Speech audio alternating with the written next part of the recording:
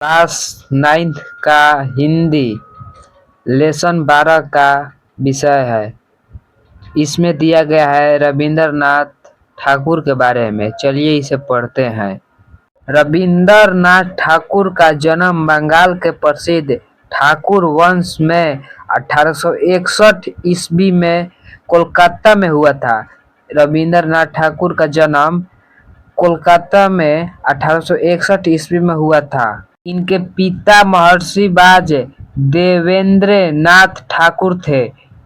ठाकुर परिवार अपनी समृद्ध कला, विधा एवं संगीत के लिए संपूर्ण बंगाल में प्रसिद्ध थे। वे अपने भाई बहनों में सबसे छोटे थे।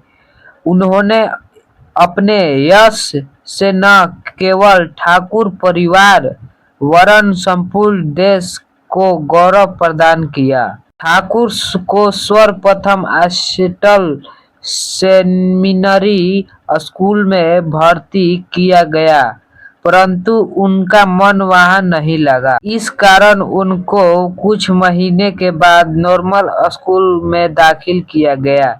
इस स्कूल में उन्हें कुछ कटु अनुभव प्राप्त हुआ, जिसके परिणाम स्वरूप आगे चलकर उन्होंने आजीवन शिक्षा सुधार के लिए प्रयास किया और आदर्श शिक्षा संस्था के रूप में 1901 ईस्वी में शांति निकेतन की स्थापना की, जो आज विश्व भारती विश्वविद्यालय नाम से प्रख्यात है।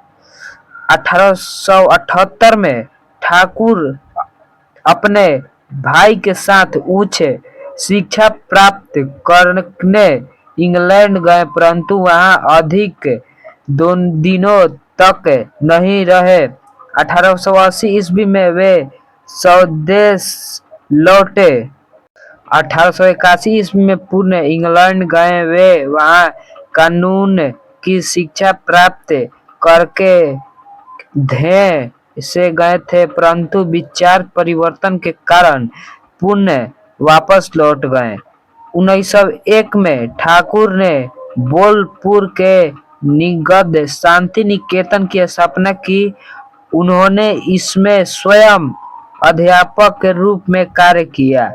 यह संस्थान आध्यात्मिक उदारता एवं विभिन्न संस्कृतियों के संगम स्थल के रूप में दिन प्रतिदिन उन्नति करता गया।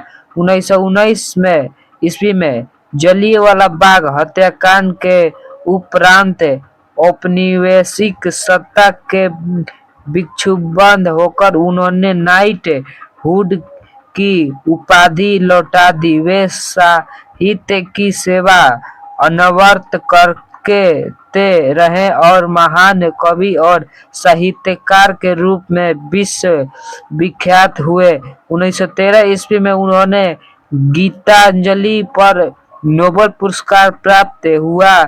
उनकी प्रमुख कृतियां काव्य संग्रह मानसी, सोनारतारी, चित्रा, चैत्राली, कल्पना, सैनिक, गीतांजलि, उपन्यास, गौरा, काव्य नाटक, चिंतागंद्र, कहानी संग्रह, कल्प कुछ। इन रचनाओं के अतिरिक्त शिक्षा, साहित्य, कला, संस्कृत आदि विभिन्न विषयों पर उनके अनेक लेख प्रकाशित और चर्चित हुए। ठाकुर एक नैसर्गिक संगीतकार भी थे। उन्होंने अपने सैकड़ों कवियों को संगीतबद्ध किया, जिनमें से एक राष्ट्रगान के रूप में जन गण मन प्रमुख है। वे देश के प्रमुख चित्रकारों में से भी एक थे। 1941 ईस्वी में इस महान कवि, मनीषी, साहित्यकार एवं शिक्षा शास्त्री का निधन हो गया।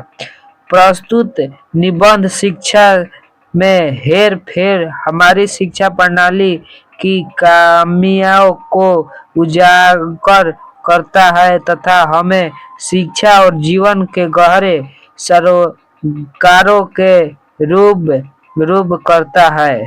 तो यही है रविंद्रनाथ टैगोर का कुछ कहानियां और बाकी अभी पढ़ना है आप सभी को। देखिए इसमें शिक्षा में हेल्प है। अभी ढेर सारा पेज बचा हुआ है, अभी ढेर दिन में खत्म होगा। ढेर सारा पेज है, आप लोगों को हम खत्म करवा देंगे। और रविंद्रनाथ टैगोर को आप कितना सम्मान देते हैं? जय हिंद, जय भारत।